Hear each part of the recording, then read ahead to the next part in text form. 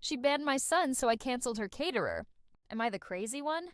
Buckle up because this is messy and I've been going back and forth on whether I went too far. I, 38F, have one younger sister, Maya, 34F. Growing up, we were close. We shared a room until I went off to college. We were each other's best friend and backup.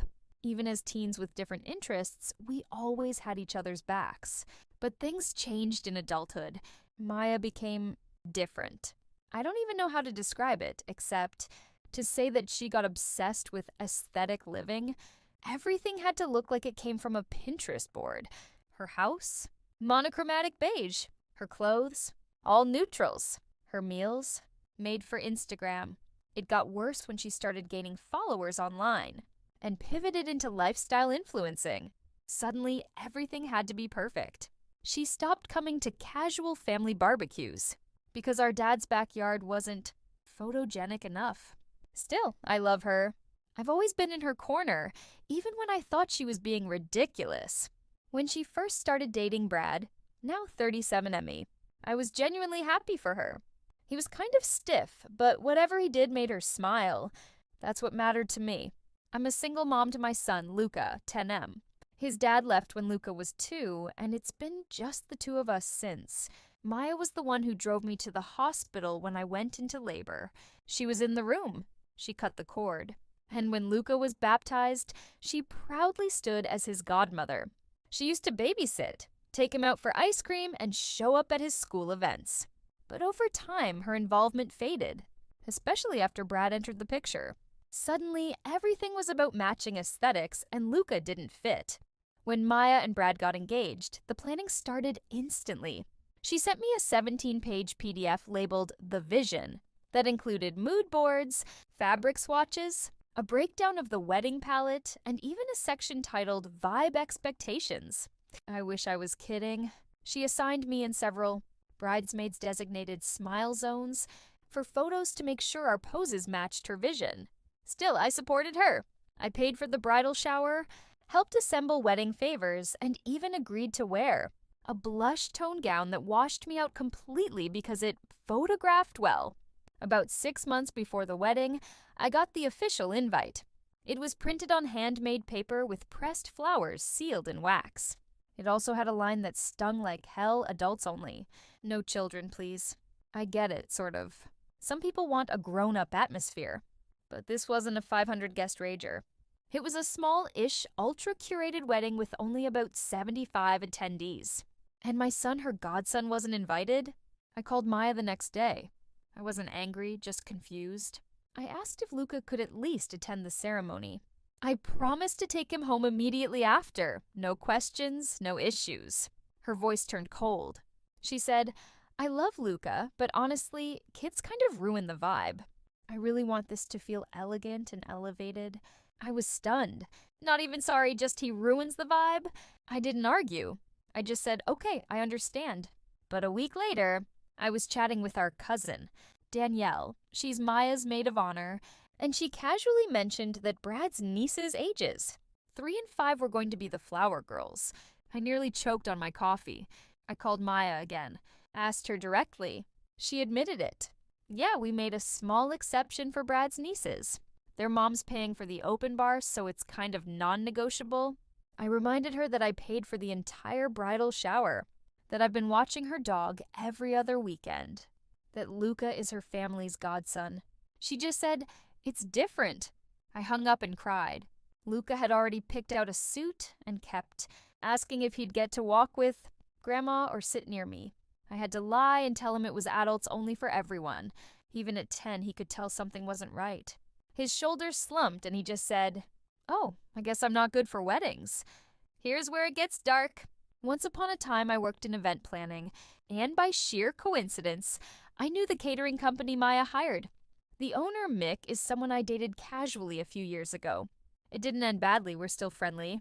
I called Mick. I know it was impulsive. I was angry, hurt, and I wanted Maya to feel a fraction of the disappointment she handed to my son. I told Mick I was calling on behalf of Maya. There had been a sudden budget issue, and she needed to cancel. I had all the booking details. I used the name of her planner, the wedding date, even referenced the final tasting menu they'd selected. Mick paused. "Are you sure she wants to cancel this? That's non-refundable?" I said, "Yes." She said she'd follow up with an email. She just asked me to initiate the call. He eventually agreed. I thanked him and hung up. The wedding was 2 days away. The next morning, my phone started buzzing. "Danielle, Maya's having a breakdown. The caterer canceled. Do you know anything?" I played dumb. Apparently, Maya had a full-on meltdown when she found out. She spent hours scrambling. Eventually, through emergency contacts, she managed to book a last-minute catering team, but they were understaffed, overpriced, and they showed up late. They forgot half the vegan options. The cake was uneven and leaning. The champagne never got poured. During cocktail hour, guests literally wandered around asking if there were snacks. Maya still went through with it. She smiled in her pictures, but I could see the tension in every photo she later posted. You can tell when someone's barely holding it together. I figured that was the end of it. A dramatic mess. But she'd never know it was me. Except, she did. Turns out Mick mentioned me when she reached out for a refund. He said something like, "Your assistant, your sister, right? Said you'd follow up." I thought it was weird I never heard back. I got the call the next day. Maya, screaming, "You sabotaged the happiest day of my life. You're a bitter, jealous witch. You ruined my wedding." I said, "You excluded my son." She said, "Because he didn't fit the vision." My mom got involved. My dad tried to stay neutral. Extended family is split. Half of them think I'm unhinged. The other half has quietly told me that they're glad someone finally knocked Maya down a peg. Update 1 week later. So, after my original post, which obviously I didn't share with anyone IRL, I decided to come clean to my parents. I couldn't keep dodging their calls. We sat down at my place. I told them everything. My mom looked like I slapped her. She said, "I didn't raise you to be spiteful." My dad, though, leaned back and sighed. "Honestly," he said, "I thought about doing something similar myself." Then came the real shocker. Maya is suing me. I got a formal letter from her lawyer. She's suing for intentional interference with contractual relations and seeking $8,200, the cost of the emergency catering. I panicked. I called a lawyer friend. He said Maya technically has a case, especially since I left text messages thanking Mick for helping me out. He said it shows malicious intent, even if it's not a slam dunk. And then plot twist Danielle, the maid of honor, sent me a video she recorded at the wedding. In it, Maya is laughing with Brad's sister and says, "Honestly, I just didn't want Luca there. He doesn't photograph well. He would have thrown off the aesthetic. Like, I love him, but not for this event." I wanted to throw up. I replayed it 4 times. Danielle said she'd testify if it ever came to court. I haven't shown it to anyone yet. Not even Maya. I don't know if I have the nerve. Update 2, 1 month later. A lot's happened. Maya dropped the lawsuit. Her lawyer apparently saw the video Danielle shared it. The second they realized that I could claim retaliation, emotional distress, and back it up with footage, they bailed. She hasn't spoken to me since. Blocked me on everything. As for the family, mixed reactions. My mom is still hurt but has softened. She calls Luca more often now. My dad? I think he secretly thinks I did the right thing.